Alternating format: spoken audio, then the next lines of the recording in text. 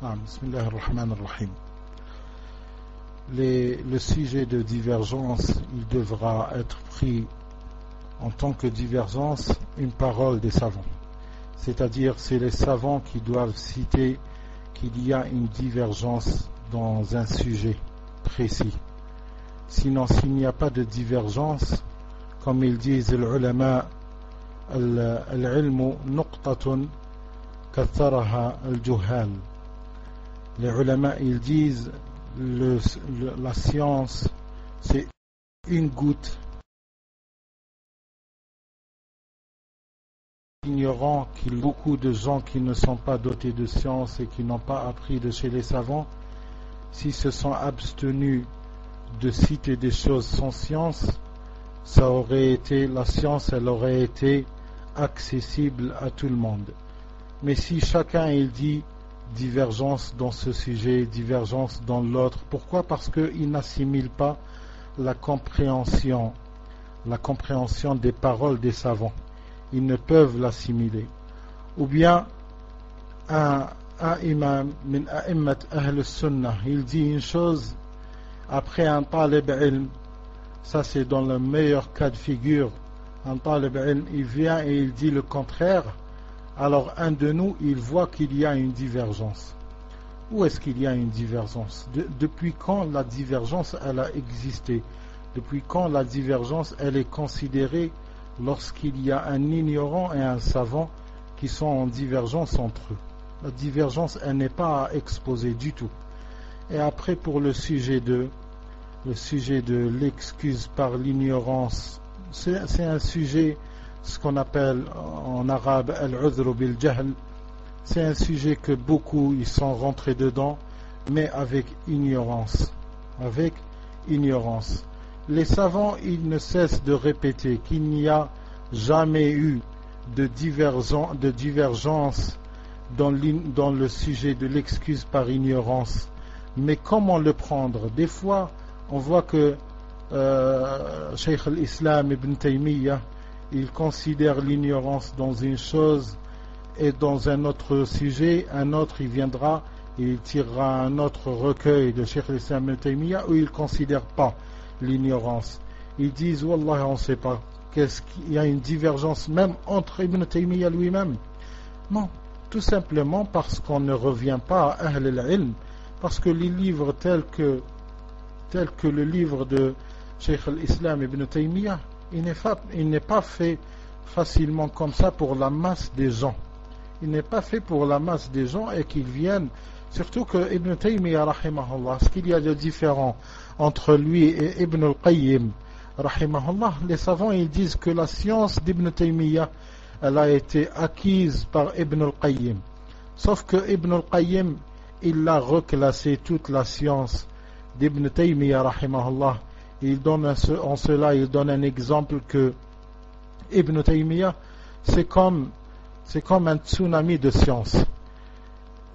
Il te rapporte tous les sujets, multiples sujets, tous les sujets sont argumentés, mais toute cette science-là, toute cette vague de science, elle avait besoin d'être reclassée, et Allah il a facilité à cet imam qui est Cheikh al-Islam Ibn Taymiyyah, il lui a facilité un élève qui est Ibn Qayyim al-Jawziyah, et il a reclassé toute la science de Cheikh al-Islam Ibn Taymiyyah après l'avoir assimilé, et il a argumenté plus qu'il n'en fallait jusqu'à ce qu'il ne cesse, jusqu'à ce qu'il ne laisse aucun doute à celui qui lit les arguments d'Ibn Qayyim al-Jawziyya rahimahullah ta'ala. L'excuse par ignorance, c'est un sujet qui a beaucoup d'entrailles, c'est un sujet qui a plusieurs chapitres, tels que le sujet, lorsqu'on parle d'excuses par ignorance, est-ce qu'on parle des sujets qui sont clairs ou bien des sujets ambigus? Ça c'est un sujet que celui qui entame la discussion dedans, s'il n'a pas assimilé que les savants ils partagent les sujets de la religion entre sujets clairs, et ils appellent ça al-ma'loum min ad-din bid-darura, les sujets dans lesquels la personne elle n'aura aucune excuse à prétendre l'ignorance. tel que zina, quelqu'un il va faire zina, il va dire je ne savais pas que c'était haram. Dans ce cas-là, il sera exécuté ou bien il sera fouetté, tout selon son statut social. Est-ce qu'il était marié ou bien est-ce qu'il est pas marié, jamais il n'a contracté de mariage. Ça c'est un sujet. L'alcool, la consommation de l'alcool, هذا من المعلوم من الدين بالضرورة. Ça c'est un sujet où la personne elle ne sera pas considérée, elle ne sera pas excusée par ignorance. Il y a un autre sujet aussi, dans les sujets qui sont catégoriques, comme quoi ils sont connus et sus par tous les musulmans, dotés de science ou bien pas dotés de science. Il y a un autre cas.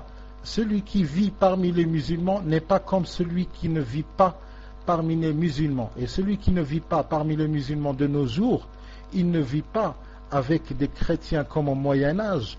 Il lui faut du temps pour croiser quelqu'un d'une autre religion que les chrétiens dans ce pays-là. Alors quoi penser d'un musulman et quoi penser d'un musulman qui applique et qui a un bagage de science qui le fera avertir. Celui qui ne vit pas parmi les musulmans de nos jours, il n'est pas comme celui qui ne vit pas parmi les musulmans au Moyen-Âge et bien avant, à l'époque de Salaf, rahimahumullah ta'ala.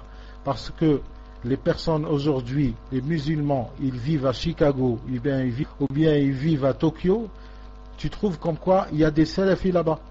Et ils assistent à des forums, et ils écrivent, et ils partent à Mecca et à Al-Madina, et ils font l'Umrah, et ils font le Hajj, et ils ont des numéros de suyur, et ils suivent le manhaj, et peut-être même qu'ils vont te faire le jarh à toi-même, parce que tu as glissé dans un sujet. Pourquoi cela? Parce que la science de nos jours, comme disent les ulama, on a du mal à imaginer qu'une personne, elle ne peut pas connaître l'islam de nos jours, même dans Bilad al-Kufr, excepté des cas tels que les savants ils donnent toujours l'exemple de les jungles tels que l'Amazonie, ou bien les gens qui vivent dans des tribus au désert. Il y en a même des gens, par exemple, comme en Algérie, ils vivent dans des villages, ils ne savent même pas qu'il y a eu l'indépendance. Ça, c'est des gens qui sont coupés du monde. On peut leur trouver des excuses, cela. Mais quelqu'un qui vit en pleine capitale, grande ville, il a Internet chez lui, il a la télé, il a les chaînes islamiques et pas islamiques, et il a le téléphone, son voisin, il peut lui donner à n'importe quel moment les numéros de téléphone si jamais il demande et il pose la question. Celui-là, s'il tombe dans la mécréance, les ulama, ils le font tomber dans la mécréance par détournement. Kufrul i'rad, parce que cette personne-là, elle peut poser la question, ce n'est pas un muet, ce n'est pas un sourd, il peut poser la question, il peut trouver un mutarjim, un traducteur, si jamais il ne parle pas la langue des gens du pays, il peut trouver un traducteur. S'il a ces moyens-là, il ne sera pas excusé par ignorance. Wallahu ta'ala a'lam. Et j'en passe les détails qui se trouvent dans ce sujet-là. Il y en a même des shuyukh qui ont écrit Al-Udhr bil-Jahl, un livre à avoir, Al-Udhr bil-Jahl taht al-Mijhar al-Shar'i, et il y a le livre Arid al-Jahl de Sheikh Rashid Abu al-Ula. Ce livre-là, je le recommande. Pourquoi? Parce que la préface et les commentaires, ils ont été vus, et il a été lu et commenté par Sheikh Saleh Al-Fawzan, et c'est lui qui lui a donné At-Tazkiya, comme quoi ce livre-là, il est bien. C'est un livre qui est en presque 700 pages. Wallahu ta'ala a'lam. Naam.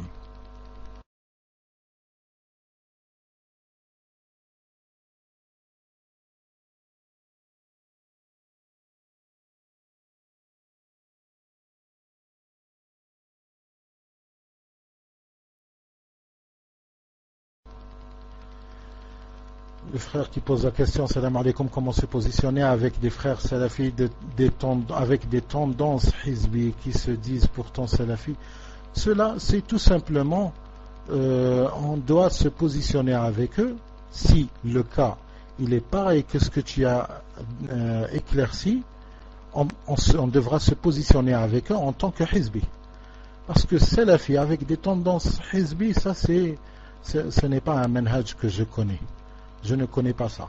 J'ai toujours connu comme quoi al-Ikhwan, certes c'est des hizbiyin, c'est des égarés, les frères musulmans, c'est des égarés, c'est des hizbi, mais ils ont toujours prétendu comme quoi ils étaient salafis, tel que leur imam Hassan al-Banna rahimahullah wa ghafara lahu, lui il s'est toujours prétendu salafi, mais il s'est jamais prétendu comme quoi il est contre al-Asha'ira, ou bien comme quoi il déteste al-Shi'a, comme le sujet qu'on avait parlé et récapitulé sur l'athéisme.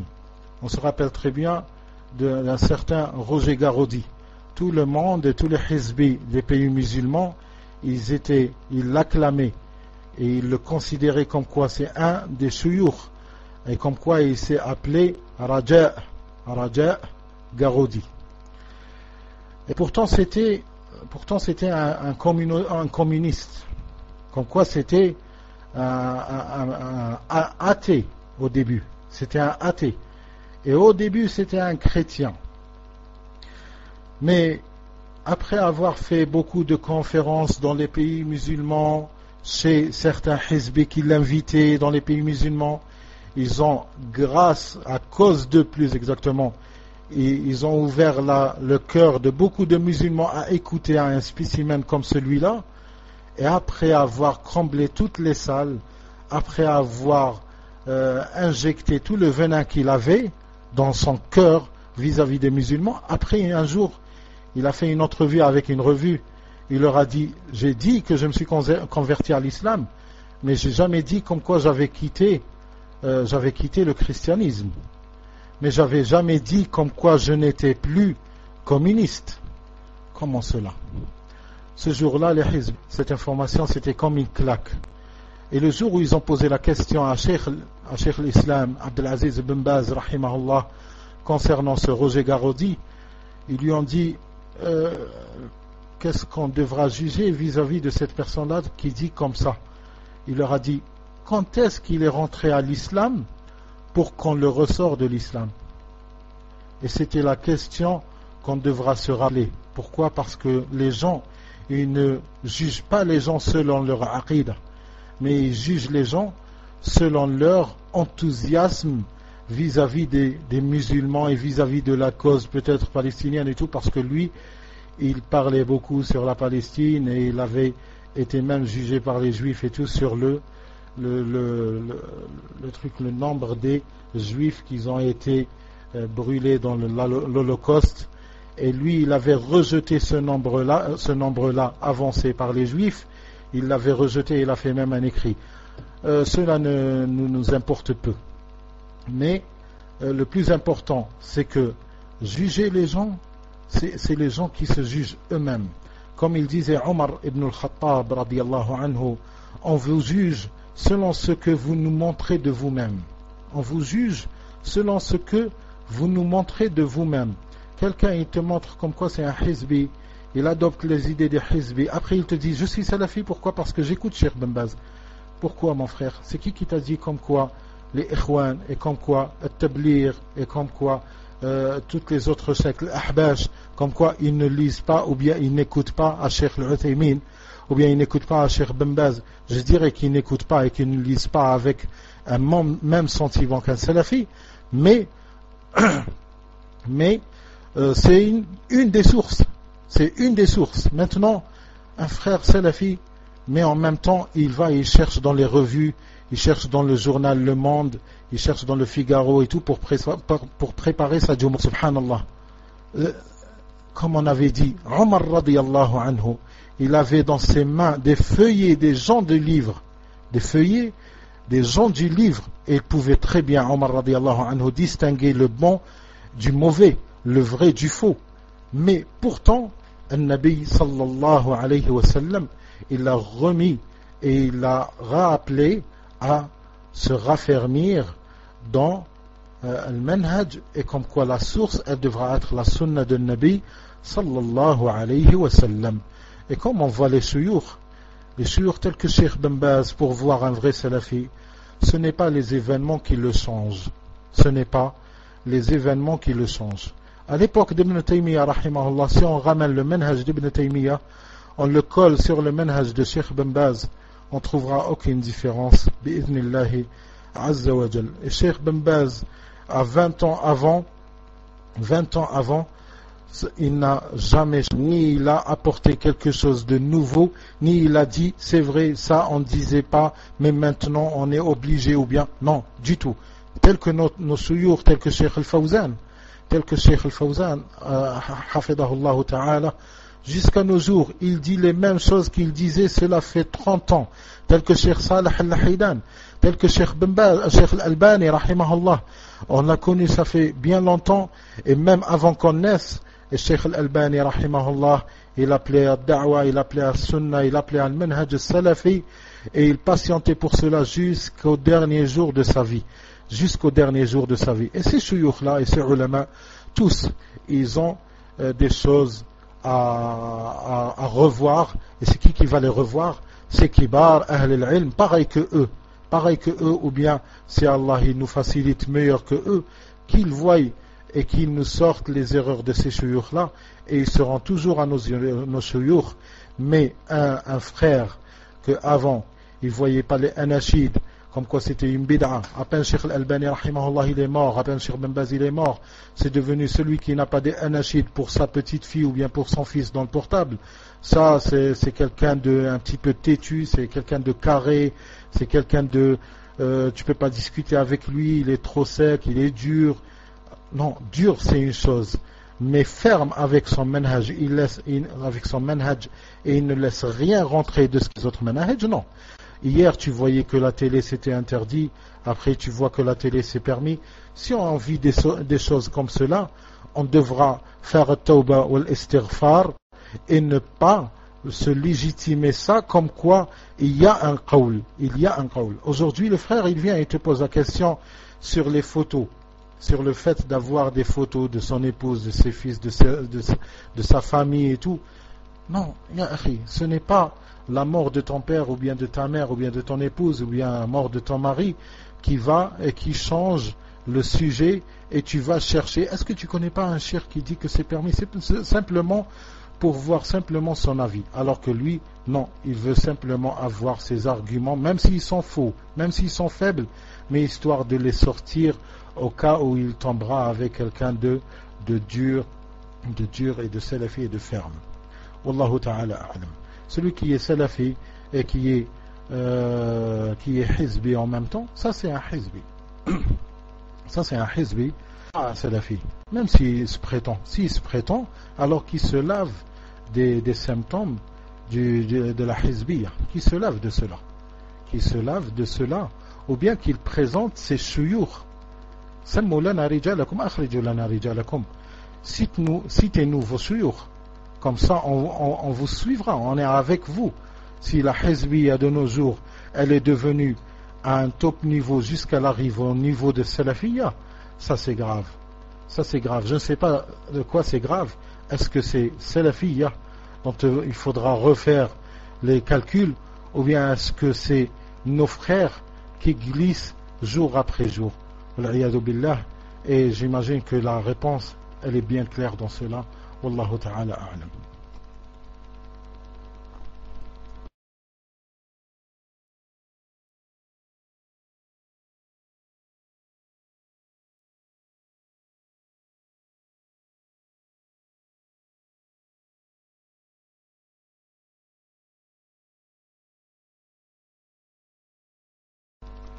La personne qui pose la question sur le quatrième Tawhid al-Hakimiyya, on avait éclairci cela dans les cours auparavant, et on avait dit comme quoi ce Tawhid là il n'existe pas. Ça a toujours existé. Inil hukmu illa lillah amara alla ta'budu illa iyyah. Ça n'a jamais, les savants, ça c'est un verset du Coran, et les savants de Sahaba radiyallahu anhum jusqu'à notre époque, ils ont toujours lu le Coran, ils ont toujours trouvé ce verset-là. Inil hukmu illa lillah fala wa rabbika la yu'minuna hatta yuhakkimuka fima shajara baynahum. ثم لا يجد في أنفسهم حرجا مما قضيت ويسلموا تسليما. Tous ces versets-là, ils citent le tawhid, tawhid al-rububiyyah, tawhid al-uluhiyyah, tawhid al-asma' wa sifat. Mais ça les a jamais poussés à instaurer cette quatrième catégorie de soi-disant tawhid qui est tawhid al-hakimiyya. Mais en vérité, c'est une da'wah qui ressemble à la da'wah des Mu'tazila, qui est la rébellion sur les gouverneurs, musulmans. La rébellion sur les gouverneurs musulmans. La rébellion sur ces gouverneurs musulmans, le Nabi sallallahu alayhi wa sallam, en résumé, il nous a appelé à la patience. Il nous a appelé à la patience tant que c'est des gens qui nous gouvernent avec l'islam, tant que c'est des gens qui font salat, c'est de patienter jusqu'à ce qu'on retrouvera Allah subhanahu wa ta'ala yawm al-qiyamah, et le partage sera fait. C'est qui avait raison et c'est qui avait tort. Celui qui avait tort, il payera, et celui qui avait raison, il sera récompensé d'avoir patienté avec les gouverneurs musulmans. Mais il y a des gens, comme en Arabie Saoudite, ils ont essayé de se rebeller contre les gouverneurs, alors que c'est de hukam muslimin. Alors ils ont essayé d'instaurer avec la force intellectuelle, ils ont essayé un coup de force d'installer le tawhid qui est tawhid al-hakimiyya, mais ils n'ont pas réussi. Bien évidemment, c'est un pays rempli de ulama, rempli de tawhid, rempli de fuqaha, rempli de savants qui ont hérité cette science de leur shuyukh et leur shuyukh de leur shuyukh jusqu'à Sahaba radiyallahu ta'ala anhum, et n'ont pas réussi. Mais bien sûr, en Angleterre, on trouve que cette da'wah se propage vite. Pourquoi? Parce que ceux qui parlent de tawhid al-hakimiyya en Angleterre ou bien en France ou bien, ceux-là, ils courent les rues. Pourquoi? Parce qu'il y a l'absence des savants. L'absence des savants. Et avec l'absence des savants, des souris comme le Hizbiyin, ils peuvent faire ce qu'ils veulent. Alors c'est une bid'ah d'instaurer une quatrième catégorie, mais ça fait partie de tawhid al-rububiyyah. Ça fait partie de tawhid al-rububiyyah, tawhid, ce qu'ils appellent al-hakimiyya, et les savants ils l'ont bien éclairci. Cheikh l'Islam ibn Abdul Wahhab, Muhammad ibn Abdul Wahhab rahimahullah, ainsi que ses fils, ses petits-fils et leurs élèves et tout, ils ont écrit dans le tawhid, ils n'ont pas cessé d'écrire dans le tawhid, et pourtant ils ont éclairci les sujets avec le hukam, qu'ils soient en tort ou bien qu'ils soient en raison. Ils ont éclairci même les sujets de désobéir aux gouverneurs qui jugent avec autre que la religion de l'islam, avec autre que Sharia al-Islamiyya. Ils ont éclairci leur sujet et ils ont parlé en cela sans instaurer ce prétendu tawhid qui est tawhid al-hakimiyya. Tawhid al-hakimiyya, c'est pour les gens qui appellent à la révolte contre les gouverneurs musulmans. Kafana Allahu ta'ala sharrahum, wallahu ta'ala a'lam.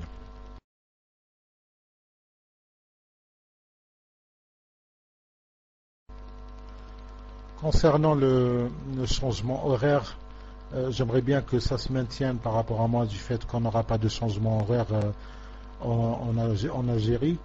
Alors que ça reste à 21h30, je ne sais pas si ça vous arrange vous-même. Concernant le livre de Dajjal, une simple recherche, Inch'Allah Ta'ala, sur le net, on pourra trouver cela, surtout dans les sites de Salafiyin. Sinon, je te remettrai sur le livre de Messie Dajjal, Qissat Dajjal. Cheikh Al-Albani, rahimahullah, il a fait sortir un livre, si je me rappelle bien, un livre dans cela. Sinon, il y a un autre livre dont je ne me rappelle pas le titre, mais Inch'Allah Ta'ala, si ta question me reviendra le cours de la semaine, Inch'Allah Ta'ala, j'essaierai de garder le titre de côté pour le remettre la prochaine fois. Non.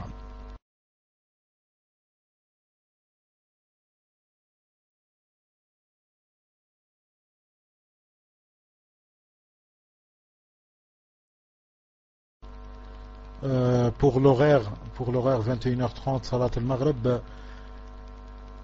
je ne sais pas, j'allais dire 22h, mais je ne sais si ça tombera avec l'Isha. J'aimerais pas être une cause que vous ratiez l'Isha, Inch'Allah Ta'ala. C'est à vous de calculer une horaire et tout, après on rediscutera, Inch'Allah Ta'ala.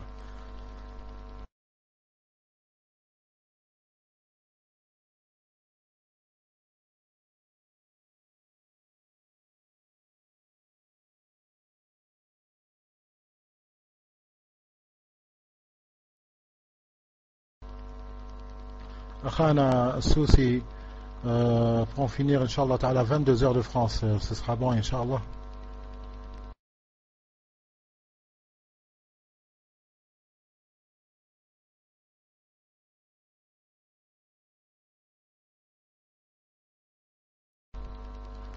Pour le frère qui a posé la question, y a-t-il une divergence sur le fait que quelqu'un délaissant tout acte extérieur, j'ai pas compris ça. Délaissant tout acte extérieur, je n'ai pas compris ça.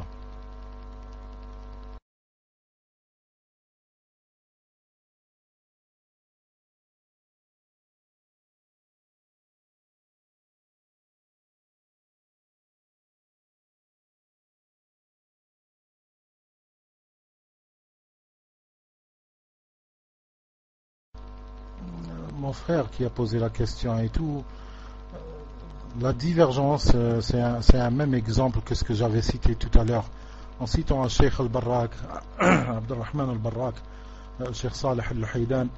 Je ne vois pas c'est qui, tu n'as pas cité les autres qui les contredisent.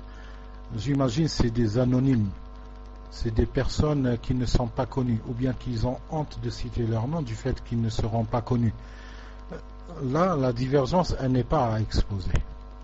Barakallahu fik. Cheikh al-Barrak, kibar ahl al-ilm, min kibar ahl al-ilm, un des grands savants de l'époque.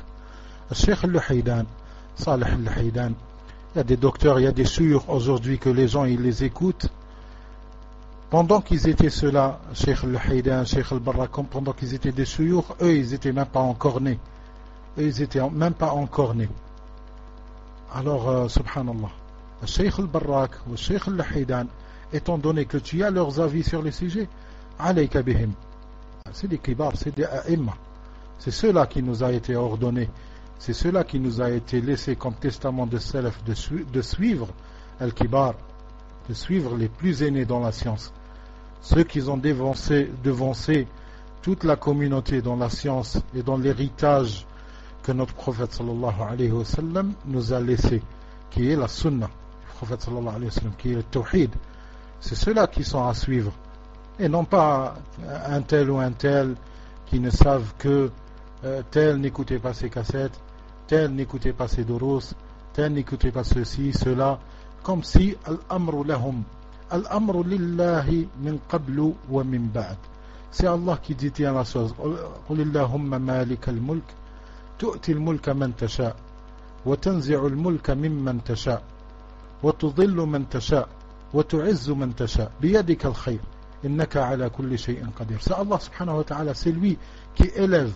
قال النبي صلى الله عليه وسلم إن الله يرفع بهذا الكتاب يعني القرآن إن الله يرفع بهذا الكتاب أقواما ويضع به آخرين.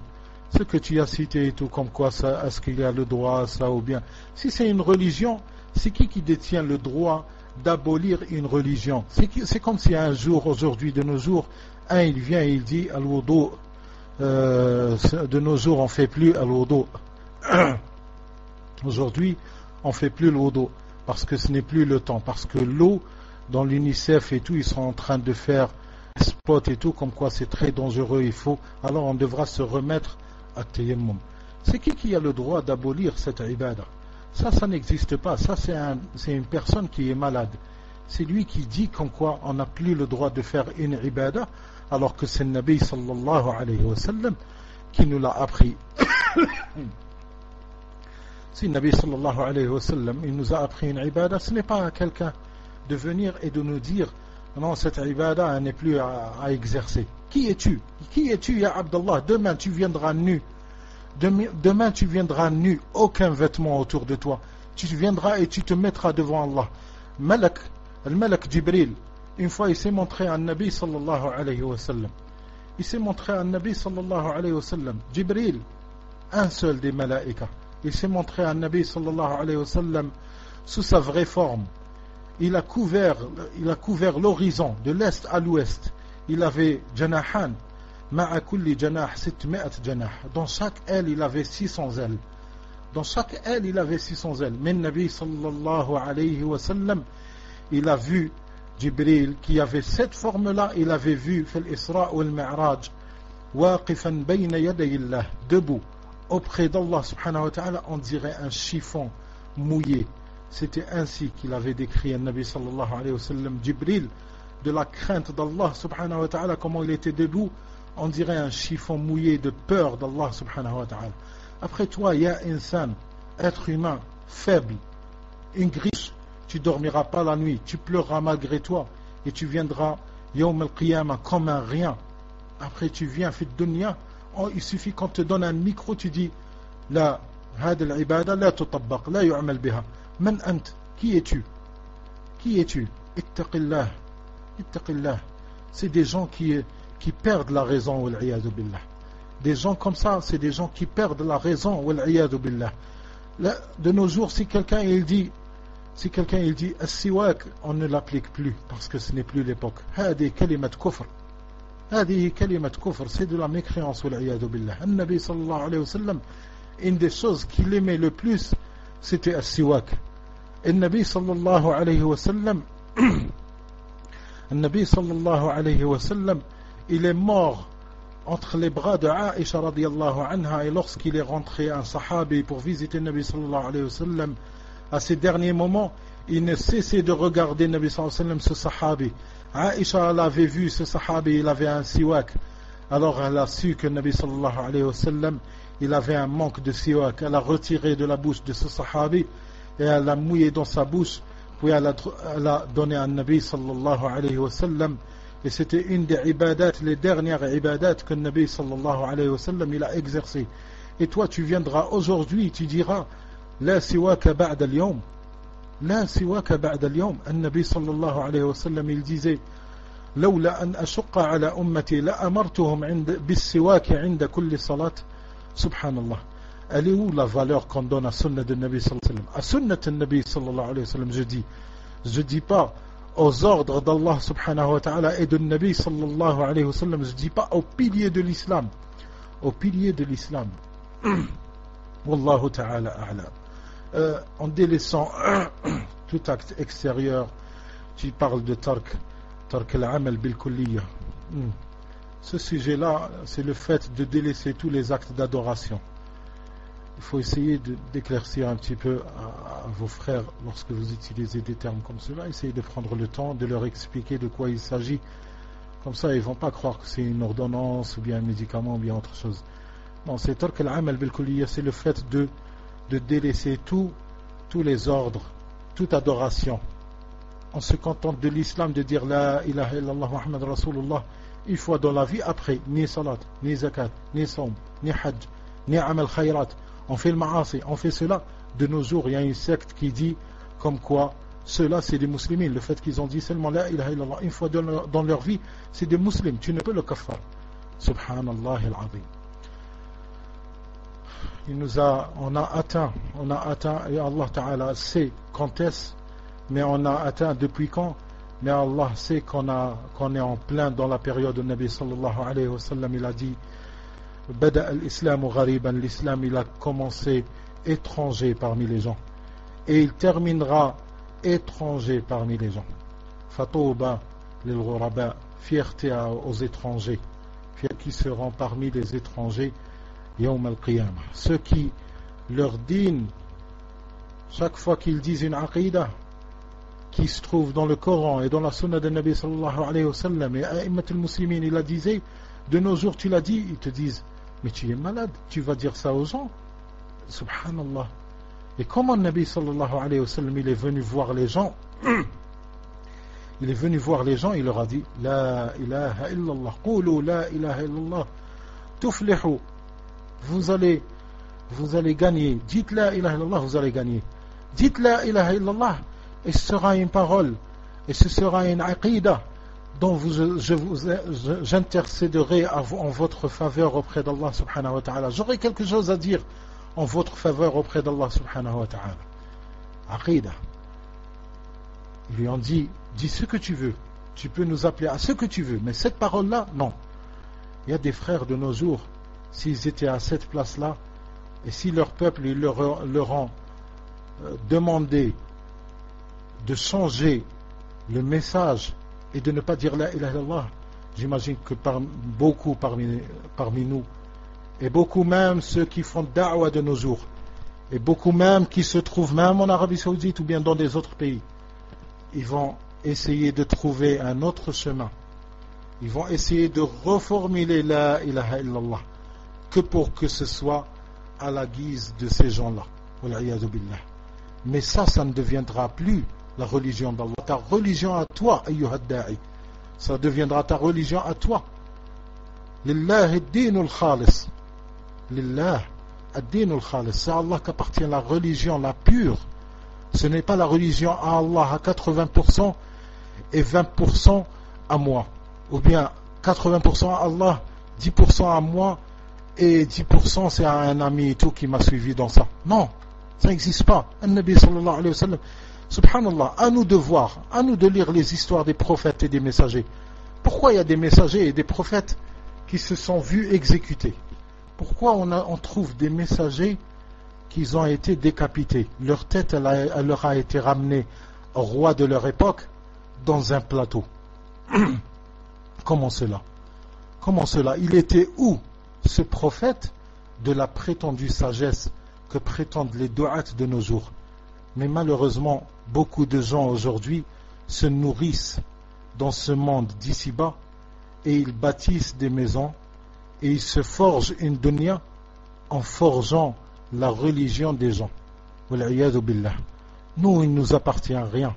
Il nous appartient de transmettre la parole d'Allah subhanahu wa ta'ala comme Allah subhanahu wa ta'ala il a voulu, comme le Nabi sallallahu alayhi wa sallam il a enseigné, et non pas on vient, on dit Ma'alesh, aujourd'hui on va négocier. Moi j'ai écouté un soi-disant cheikh, subhanallah, il disait, si tu vois quelqu'un il fait pas salat, tu lui dis tu viens, tu fais avec moi ça. Écoute, c'est facile, salat al-subh 2 rak'at, salat al-dhuhr 2 rak'at, salat al-asr 2 rak'at, salat al-maghrib 2 rak'at, salat al-isha 2 rak'at, c'est tout. Et après tu sors et tu vas et tu joues et tu rentres chez toi ou bien.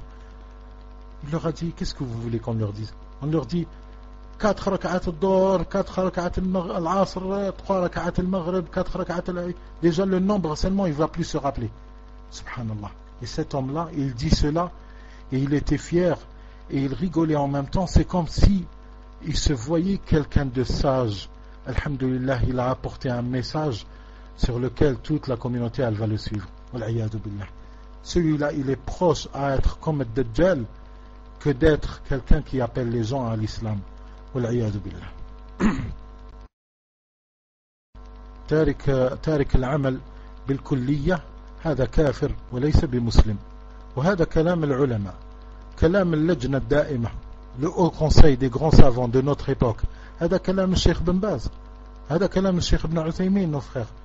Ne laissez pas de jeunes du'at de nos jours, ils viennent et ils vous déroutent avec la parole de Zindiq Ali Hassan al-Halabi ou bien de sa clique de Murji'a. Ne vous laissez pas traîner par des gens comme cela. Vous avez comme imam dans ces sujets-là Kibar al-Ulama. Vous avez Cheikh Ben Baz. N'oubliez pas Cheikh Ben Baz.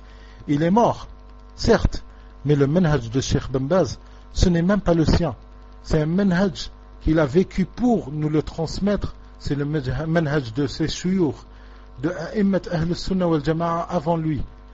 Et ce n'est pas des paroles d'eux-mêmes, c'est des paroles bâties sur le kitab ou sunnah. Tariq al-'abd bil-kulliyya, celui qui délaisse tous les actes, et en plus il déteste les gens barbus, il déteste voir des sœurs en voile djilbab et sitar.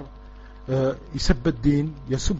insulte la religion, il insulte le prophète sallallahu alayhi wa sallam lorsqu'il est énervé ou bien lorsqu'il n'est pas énervé. Mais ceux-là ils te disent non, mais tu sais pas qu'est-ce qu'il a dans son cœur. Ça c'est aqidat al-murji'a, ça c'est la secte de al-murji'a que les ulama ils ne cessent de lutter, et ils l'ont lutté et ils l'ont pourchassé de l'Arabie Saoudite. Inch'Allah ta'ala, Allah il leur facilite à ce qu'ils les anéantissent dans la terre entière, Inch'Allah ta'ala. Naam.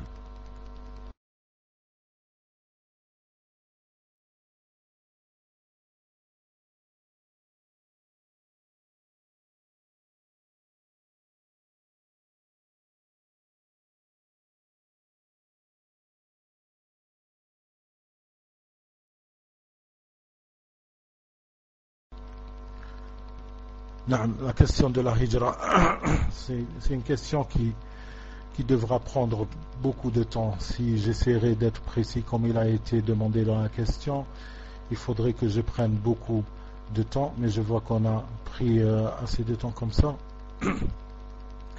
Il est préférable qu'on la remette. Il est préférable qu'on la remette à une autre fois, Inch'Allah Ta'ala. Non.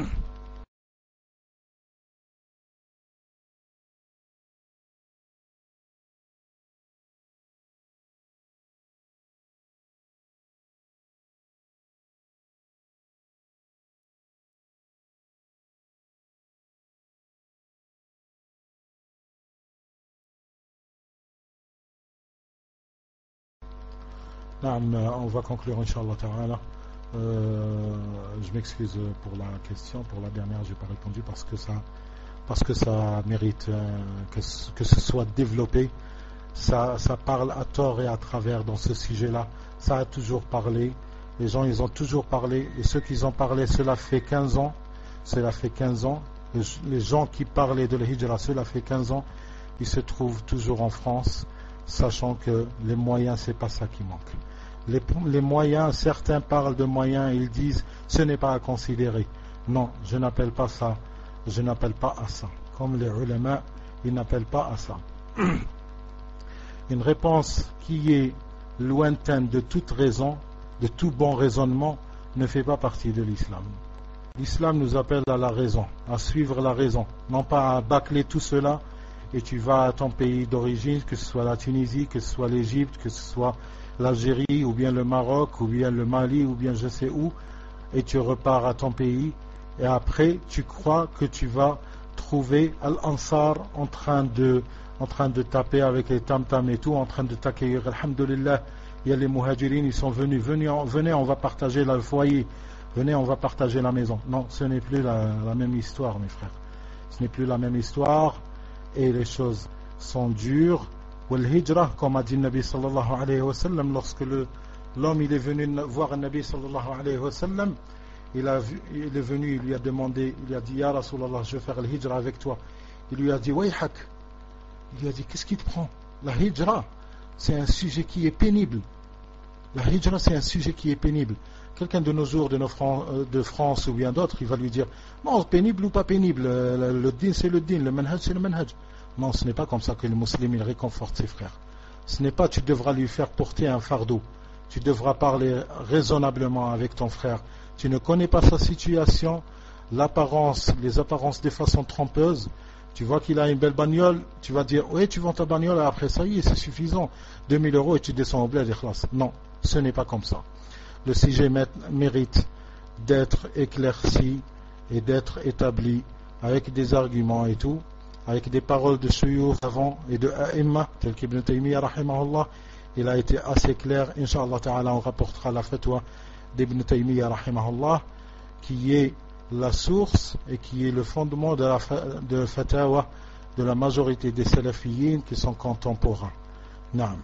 Wallahu ta'ala alam. Akhouna as-Sousi essaie de voir avec les frères une horaire convenable à tout le monde. Et comme ça on verra. Comme ça on verra Inch'Allah ta'ala sur quoi on va se mettre d'accord.